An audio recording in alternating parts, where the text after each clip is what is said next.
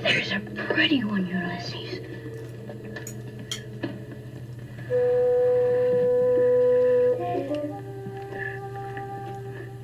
There it is. Hello, BookTube. I'm Shawn the Book Maniac. Welcome back to my channel and another episode of Zooming In, a series on my channel where I discuss bookish-related articles with bookish social media luminaries. And today is my first threesome on Zooming In, and so I'd like to welcome two bookworms extraordinaire. First is Hunter from the fabulous Instagram account Shelf by Shelf, joining us from Florida, and Bernie of Bernie Lombardi fame, Bookstagram fame, joining us from who knows where he is. Are you in New York State now, Bernie? Yep. Okay. And we're here to talk about an article that was actually published last June on the Penguin website. It's called Gay Sex in Literature Didn't Just Make Me a Reader. It Humanized My Desire by Jamie Valentino. And I couldn't think of two more suitable bookish social luminaries for this discussion. So, Bernie, why don't you get us started? What did you make of this article?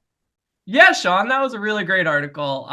It was really interesting to read about the history of desire in like queer literature, but also, just like media in general, kind of shaped how the author of the article thought about his own coming into his queerness, which was I found interesting. And that's, I guess, the biggest takeaway that I got from the article as well. It kind of provoked me to reflect on my own experience and how I related in certain ways and didn't relate in others. And it raises a lot of interesting ideas to think about and discuss here on the nature of desire, queer desire as it exists in literature. Absolutely. And I'm hoping to get into some of those personal experiences of how reading shaped our queernesses. Yeah, that's would be fun. Hunter, how about you? What did you take away from this? When I read the article, it's funny. It reminded me of there's this scene in this movie called Overboard. It's got Goldie Hawn and Kurt Russell, and in it, I've actually Goldie seen Hawn... that movie. Okay. So there's a scene where Goldie Hawn is teaching Kurt Russell's one of his sons how to read, and she's using Playboy because that's what he's interested in. And I do think that, for me at least, one of the things that I was most curious about was not only I was raised in a very religious household, and so I think that like sex was something that was really intriguing in general, but like queer stuff especially was like very like taboo and off limits. And so I think that like anything that feels off limits when you're young is something that you want to lean into more. And I think something that the piece actually talks about is like humanizing, normalizing, whatever, these types of acts. And I think that reading a lot of the queer erotic scenes kind of helped me actually understand how I think a lot about how Lauren Groff always says sex is a conversation. And I think that reading a lot of those things kind of helped me understand the different power dynamics at play and how different that is, especially for like queer people versus like a lot of the times, like I think queer people have a very specific type of power dynamic at play in different ways. And I think that's really interesting. And that's what that made me think of. Yeah, great. And I'd like to start by sharing some of our memories of how reading erotica, seeking out gay stuff, queer stuff, helped shape us, our sexuality in early life. One of my earliest memories about that is browsing through a book in the what do you call that in America? The elementary school library. I'll Get There, It Better Be Worth the Trip by John Donovan. You know that book? Mm-hmm. And the two main characters are 12-year-old boys or something, and they start kissing and making out. And this book was published in 1969. It was very controversial. It was banned, but it was in my school library. And I read it and got very aroused by it. And then it totally traumatized me that I'd read it and I couldn't stop thinking about it. Never did sign the book out. So that's one early memory. Another one is I bought a book on working out when I was about 14 or 15 because the pictures in it were so beautiful. I never ever did do any exercises, but that book got a workout. And I think I had one more. Oh, yes, Gordon Merrick's queer novels they were published in the 70s, The Lord Won't Mind, and so on. They were in local bookstores with very homoerotic covers, and I never ever got the courage to pick one up and even read it, anything in it, never mind buy it. But I used to drool over those covers. So those are some of my early experiences with books, reading, and being a closet case. How about you guys? Bernie. I like that you brought up the workout book, because that actually raised some more ideas in my mind. Because yeah, I feel like it wasn't until college actually that I encountered, or at least in my memory, encountered actual like queer literature or sex scenes that were overtly queer. And actually, the one that comes to mind is Call Me by Your Name. I remember reading that. I had a girlfriend. I was in the closet in college. I read it and I was like, oh my God, I love this book. And I guess she didn't get the hint. But before that, I feel like the encounters that I had with my sexuality, or the things that appeared in media and literature that made me think about my desire, were in high school. My friends and I used to go to Barnes and Noble, and we used to go to the erotica section. And I don't remember ever coming across gay erotica, but there was a Penthouse a series of books, and they were like short stories from Penthouse, and we used to read them out loud to each other. You know, that's definitely one thing. There was also, I remember watching TV, the Sue Johansson, the talk sex with Sue. Canadian. Yep, Canadian. And then after that, there was a show called like Bliss or something that was on, and it wasn't porn, but it was very erotic.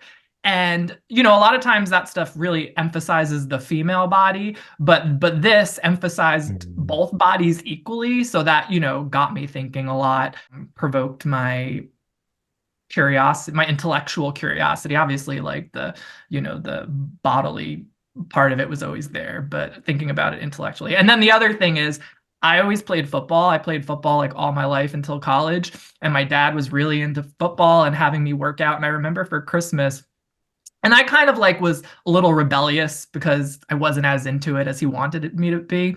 But I remember for Christmas one year, I think I was in like 9th grade, he got me this like huge Arnold Schwarzenegger workout book, and it just had all pictures of Arnold Schwarzenegger all over, you know, when he was younger. And I would look through it and come up with workouts, because I was like, I felt like it wasn't that I was doing these workouts because I wanted to like improve myself for football. I was doing these workouts because I was stimulated by his body, and I wanted, you know, there was some kind of connection between what his body looked like and what I wanted mine to be. And just, I guess it was erotic, more erotic than I think my dad intended it for it to be. Did you start fantasizing about becoming his maid one day and bearing a child? Probably. Hunter. It's funny. So I kind of like I started puberty like right around the time that this book came out called Totally Joe, which is like a YA novel about this guy who has a crush on another guy. And that wasn't like raunchy or anything, but like it definitely piqued my interest in kind of seeking out more queer type stories. And I remember this book called The Countess, which was about Elizabeth Bathory. She's the woman who the woman who bathed in all the virgin's blood to maintain her youth, and was like supposed to have killed like 600 virgin women. But there's like a lot of like sapphic scene. Like there's this like scene where like these, and it's so funny that like my introduction was like mostly women, because there was that one, and like I just specifically remember these women are in like some type of steam, like hot spring or something, and they're like touching each other, and I was like, ah yes, like two people of the same gender, this is great. And then I also remember there was a Gregory Maguire, maybe it was like one of the Snow White one or something, and I remember there was like some type of like sexual thing there that felt a little sapphic that I was intrigued by. But I will say the thing that I feel like was probably the most the biggest deal for me was, I don't know if I should say the websites, but I think the nifty articles online. There were all these like erotic little these people who published these stories of their like encounters and stuff, and I would just read through these, and like they're very clearly meant for a very specific purpose. But I was up until like 3 a.m. almost every night in high school reading those, and I'm like sweating now thinking about them, but they were like very steamy. And I'm sure you never used them for their intended purpose, not even once, Hunter. The other thing that I think it was what you said, Bernie, that made me remember this. One of the things I identified the most with this article, it's about in my case, it was about a porno magazine, but he talks about, maybe it was a porno magazine in his case as well, where he made a whole big story for the sales clerk about why he was buying it to play a joke on somebody. Do you remember that part in the article? I did exactly the same the first time I bought a gay porno magazine in my first year university. Yeah. And I went on and on to make sure that the lady didn't think I was buying it for its intended purpose. So that was something else. I guess the thing where I didn't relate to the article so much is, and you guys tell me if I misinterpreted it or what your experience of this was, but I didn't ever really read fiction, gay fiction, to learn about sex. Did you?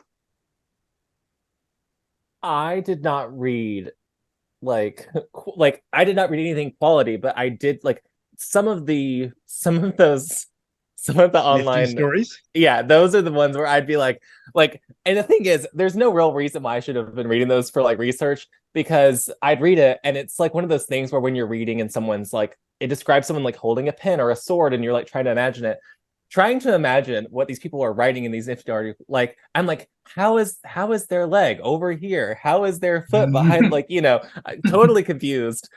So there's no good reason to be doing it. Just watch a video. But it's fine. Bernie, have you ever read queer fiction as a training manual?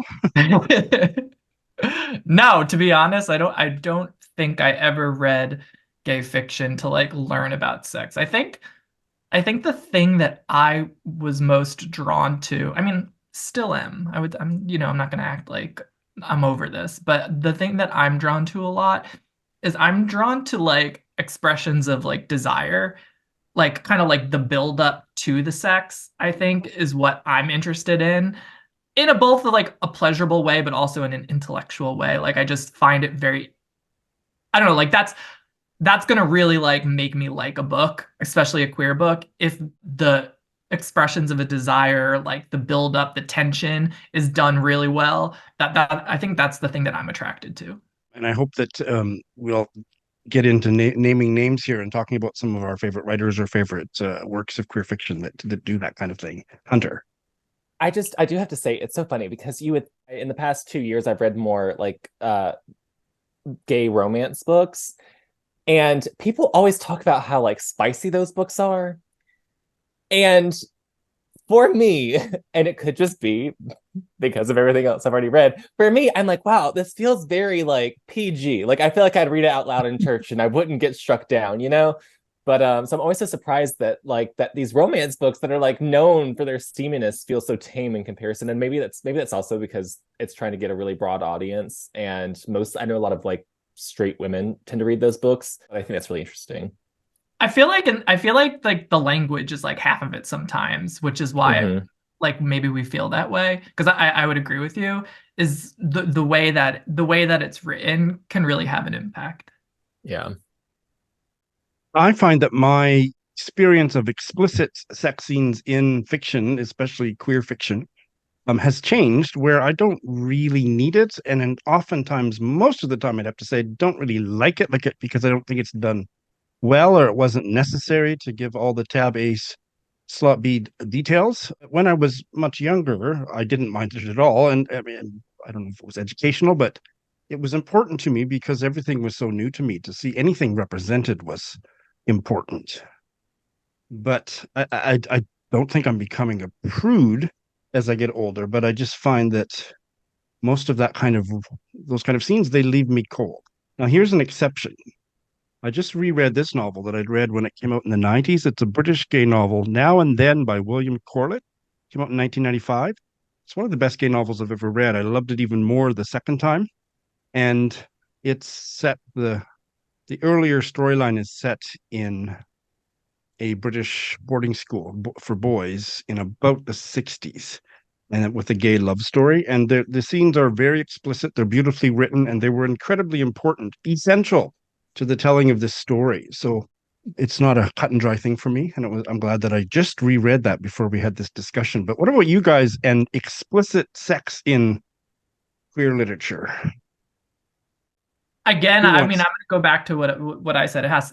It really depends on how it's written and the language. If the language is pretty, then I'm gonna enjoy it. If it's just like, explicit, I might not enjoy it as much. I'll give an example, and actually Hunter read this last year as well. I read The Sluts. I don't remember who it's. Do you remember who it's by? Dennis Dennis Cooper? Cooper. Yeah. And I thought it was really, really interesting. And I think that if I was younger, I would have liked it a lot more. But I think because of how explicit and violent. How violent and how directly written it was, I don't think I enjoyed it as much. Mm-hmm. But I think his style was intentional for what he was doing. Like it needed to be written the way that it was written in order for him to do what he was doing. Yeah. But I think that that's a good example of where after a while I was kind of not as connected to it because of how like direct and plainly it was written. Yeah, and I don't know if either of you feel like this, but I definitely think the older I get, it's funny, right? Like when I was younger, I remember watching movies like 300, and like I was obsessed with 300 because everyone was shirtless. Now I cannot watch some of these movies that I like used to be obsessed with because I do need a little bit more substance. And so like I think a lot about, I love Garth Greenwell, and I think that I love the way that he writes his sex scenes because they are like, they're very sexual, but that's never really the point. And I think I actually think the same thing about people like, I think Carmen Maria Machado, I think that Brandon Taylor actually has some really interesting sex scenes. I think Alexander Chi has a couple in different stories he's written. Roxane Gay, Melissa Broder, like these people have these really interesting sexual type explorations that I find, maybe not sex scenes, but like but some of them are sex scenes, some of them are scenes of like self-stimulation that I think are really interesting. But that's the thing, it's like the sex is so secondary, and I think that's like I can be very aroused by those, but that's not the sole intent, and I think that really is a big part of it. Your Garth Greenwell, and then Melissa Broder and everything got me thinking and thinking and what all those writers are doing is really, they're kind of like examining the body more so than like the actual sex. Like something about, I remember from Garth Greenwell's books is that like none of the bodies are conventionally attractive, right? Mm-hmm. And so there's just a lot going on. Like Melissa Broder's books, the relationship between like the psychology of the psyche of the character and their body is, there's conflict, and it's just there's a lot more going on than just the actual sex, just have sex. Yeah, I it's so funny because several of my coworkers have now read Melissa Broder's books. Somebody else had read Milk Fed, and there's like a lot of scenes where she talks about being sexually aroused by this like mother figure. And that's a really complicated thing. Like that's really interesting because it's like you're really uncomfortable, but also like I think she's doing a great job because you're both uncomfortable and also a little aroused or a little bit curious, like sexually curious about it. And I think I'm always really excited when an author like is really pushing and challenging those ideas and making you really question how you're getting invested in what kind of ways. Because I think if you're getting sexually, especially as like as somebody who is pretty much like a 6 on the Kinsey scale, like the fact like I think that like me too yeah, I think that like that to be as sexually interested in the exploration of women in this way is, I think, is really interesting for an author to be able to do that. I don't know. You can also more realistically like implant yourself into the scene. Like you can see yourself there because the bodies are more relatable. Yeah. Interesting.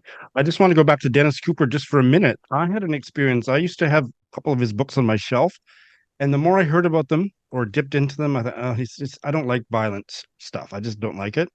So I never did ever read a Dennis Cooper, and I got rid of the books. But one day, when would this have been?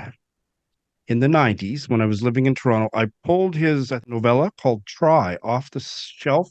And I did this with my books all the time. Just open to a page and just read a sentence just to browse. And the sentence I landed on, it was almost like the I Ching, because this sentence has stayed with me ever since. And the sentence is, if you really loved me, you wouldn't rim me while I'm crying.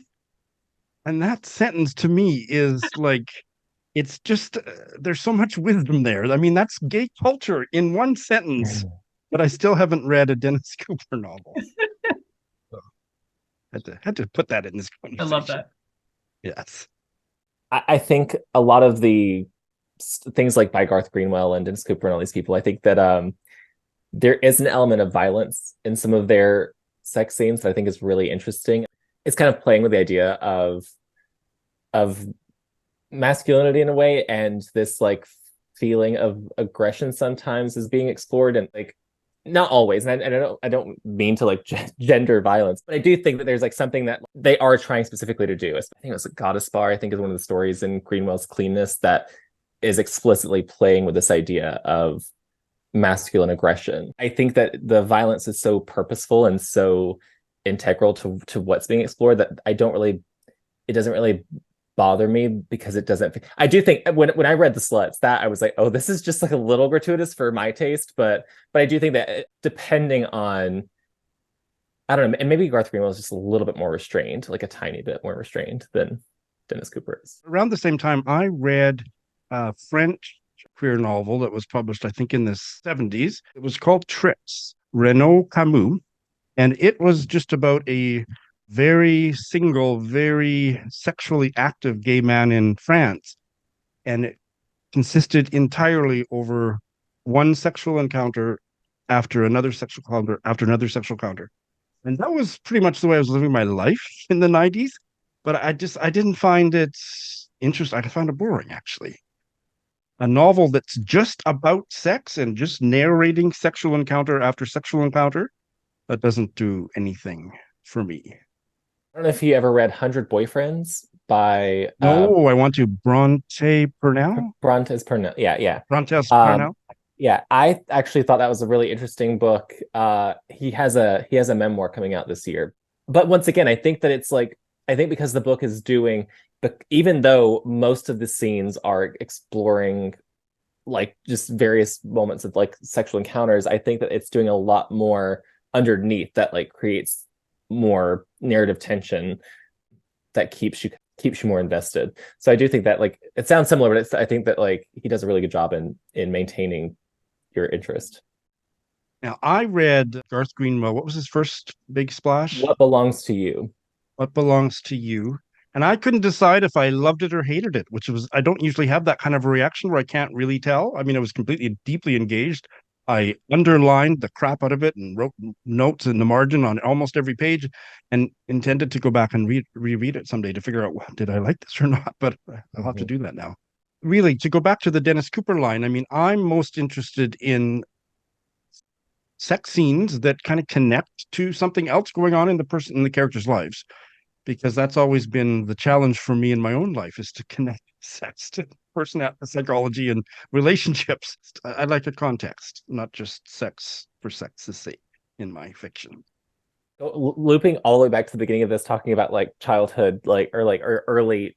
Yeah. I just remembered there are these books by Ellen Hopkins. There are these like YA books in verse, and I'm not sure what I would think about them now, but I remember being 15, 16 years old, reading about these. Like, these are like very explicit. All these kids are on drugs. They're all suicidal. They're all like just like doing like lots of crime.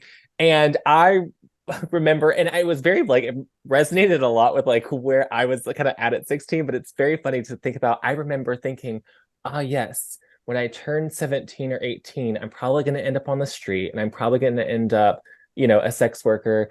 And I do think that like, and it's really interesting, because I do wonder what the conversation would be if those books came out now, that being like some of the only queer YA lit I was reading at the time. It definitely left an impression of like how limited I thought the experience could be. And they're entertaining, but I did reread one a couple years ago, and I was like, this book is insane. I don't know how this is considered YA. Like, they're also very, very explicit, and I was like aroused but also frightened. But let's just go around the horn and give us the year that you came out. Because we all start, however old we are when we come out, we're 15, right? I came out in 1986. How about you guys? 2008. 2008. I came out in 2010, 11. 2010. Okay, so because I think the generation gap and the eras in which we came out, I mean, I came out at the height of the AIDS epidemic, so that certainly went a long way into shaping a lot of things about my gay identity. I was just curious because this is actually something that Hunter and I have spoken about before. And because we're from different generations, like, I'm just curious to hear your thoughts on, I guess, gay literature where the sex is directly connected to HIV/AIDS. You know, I feel like when we were coming out, you know, there wasn't as much gay literature as there is now. And so a lot of the literature that we were first reading was by people from your generation who were, you know, most things were related to HIV/AIDS. And now I guess it's like authors of our generation that have moved away from that. But I don't know, like, I guess I'm just curious to hear how it impacts you as a reader. Absolutely. One of the sex scenes, I mean, it wasn't actually sex, but it was a sexy scene in the middle of a short story about a man dying of AIDS. And it's from the collection by Alan Barnett, The Body and Its Dangers. He published it in the early to mid 90s, and it's probably the best work of literary fiction that's ever been written about the AIDS epidemic from the perspective of gay men. And in one of those stories, it's a group of gay friends, and none of them are romantic partners of the other, but two of the men who, whether they're HIV positive or not, I don't remember, but they were healthy, and they were helping the very ill friend have a shower. And they started playing with each other while they were soaping up their very frail friend. And there was just something about that scene of uniting a tender, sexual, playful moment amidst all of this death and dying that was seared into my consciousness. Can you send us that story or the name of that story? I will look it up. Yeah. Thank you. It's funny, actually. One of the things I'm appreciative of now is that, like, a lot of the queer stories don't have so much of the same anxiety of, I think about Bryan Washington, like, you know, several characters in both Memorial and Family Meal are HIV positive, and it's not really, there's no stigma there. And I think that's like that shift in the narrative is really important. But I think a lot about, like, when I was younger, some of the books that I found made it so scary to the like overwhelmingly frightening to the point where I think about how I remember being kissed at like 16 by a boy and thinking, oh my gosh, like, I don't know, like, because it also, like, the stories that I was reading, some of them weren't by queer writers either. They were by straight writers, but, like, they were intended to kind of give you that, like, anxiety, and were kind of misinforming young readers about how these like dangers exist and what that looks like. It definitely made me an anxious participant in the world for a long time. Well, and it would depend on when those stories were written too, because it was really scary until the medicine became available that made it a manageable chronic condition. I have no idea whether there was misinformation in what you read, but if it was published in an earlier era, it was scary, and it would scare the crap out of people that, you know, were coming to it later when things were not nearly so scary. Have either of you guys read The Immortalists? I can't remember who it's by. Is that the one where you find out the date of your death? Yes. Chloe Benjamin, I think. No, it didn't interest me enough to read it. I read that book. I was very put off by, so, like, I think the book is interesting. The thing but I will say, like, so the first character in that book, and that book only came out, like, I think it was like 2018, maybe, or around that time. And like the first character is the gay brother, and he dies of AIDS, like, and it's like, that's like, but that's the whole, like, there's no other real purpose to him except for that. And it was a very fresh. I remember that was the first time I'd actually been really frustrated just reading about a character and their experience like that, because I just thought, wow, like this just feels like a cheap like way of doing Open it. or just stereotypical, yeah. Yeah. Are there any other writers or works of fiction that you'd like to name drop here? I can't believe we've gotten, well, maybe this is generational, maybe, that we've gotten this far in the discussion without mentioning Alan Hollinghurst. Do you guys Yeah. like his stuff? I think he writes about sex very well. He wrote The Line of Beauty and The Swimming Fool Room. Library, Yeah. which is the first one I read by him. Yeah. I'm reading The Line Yeah. of Beauty right now. Oh, and how is it going so far? Really well, but I'm not that deep in, but I like what I've read so far. Have you got to? I'm not gonna ask you this question in a spoiler way, unless I know that you've gotten to this part. Did you get to the really memorable dance scene yet? No, no. Okay, well, we'll talk about that after you have. Okay. It's not one of the sex scenes, by the way. But his last novel that I read, Sparsholt Affair, I thought the sex scenes were great, but it really didn't work as a novel for me. I There's loved also- The Line of Beauty. Yeah, I loved I it. did too. I loved it. absolutely loved it. I think another like popular, a little bit older was Andrew Holleran. Was that who I'm Oh, thinking of? absolutely. Yeah, Dancer from the Dance is what the big Answer one. from the dance. Yes, Yeah. yes. Love. It's so funny because there's that Larry Kramer's book Faggots that I have that I kept trying to collect these different classic queer. And those books, I believe they were published the same year, certainly close together, and they're in such important conversation with each other. Yeah, they're really almost canonical texts. I was lucky enough to go to the Florida story. I was lucky enough to go to the Key West Literary Seminar in about 1998 when the topic was AIDS and literature, and all of them were there. Andrew Holleran, Larry Kramer, Edmund White, everybody you could think of, Sarah Schumann. Oh, maybe Sarah Schumann wasn't there. All the queer writers that you can imagine were there, and I got signed copies and talked to Tony Kirshner. I mean, it was just incredible. So yes, I have lots of memories of that. I remember really, really loving the sex scenes in Brandon Taylor's real life.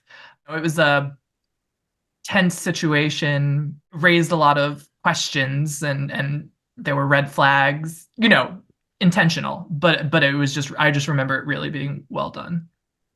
Another one going way back into my past is a gay novel that came out, I think, in the late 80s, early 90s. The author is John Weir, and his most famous novel, I think it is his debut, 1989, The Irreversible Decline of Eddie Socket. And that was, the story ends, AIDS comes into the story at the end, that's all I'll say. But the scene that I still remember so vividly from reading it probably in around 1990 was about Eddie Socket, the protagonist, remembering back to his first, it might not have even been his first sexual encounter, but his first time making out with a guy, and it was wintertime. They were 14 or 15 in one of their parents' vehicles that was running, and they were making out in the back seat or the front seat or something, and their down-filled jackets were rustling up against each other. And that's what he carried all those decades later, was the sound of the jackets rustling. And I still carry that with me, that's one of my favorite sex scenes, and I don't think there was much more sex in it than that. This is written by a straight woman, or actually, I don't know what her sexuality is, but she's a woman.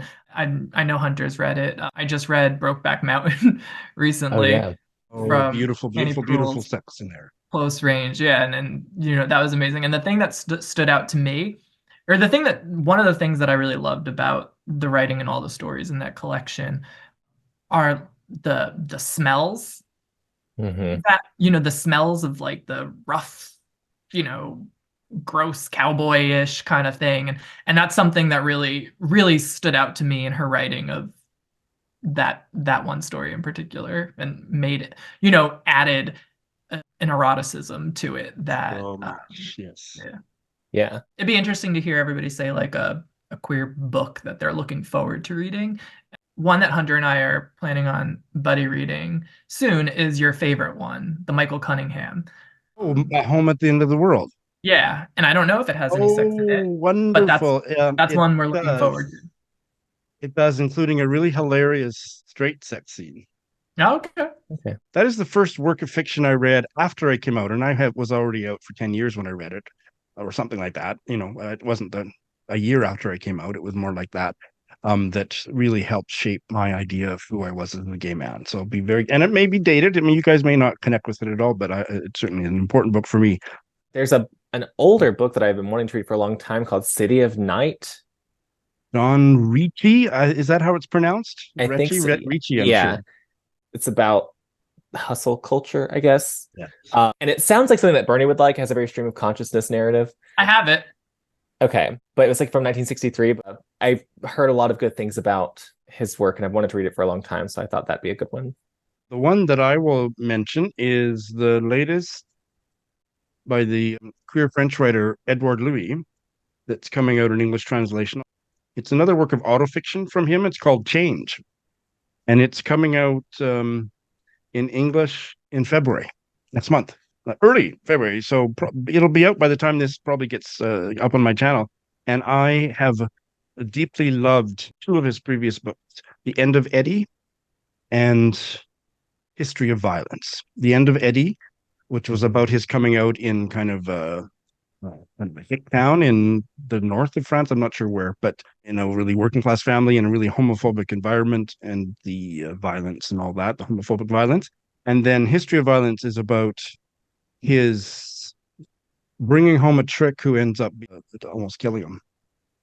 And both of those just were incredible. So I have high hopes for this next one, Change. I'm reading The End of Eddie in February with Leah reads. We wanted to do something where we buddy read a book, but I read it in English and she reads it in French. Oh, and lovely. Then I love see that what idea. that experience is like, and we chose that. So, well, this was as queer as I hoped it would be, and even more fun than I expected. Thanks so much, guys.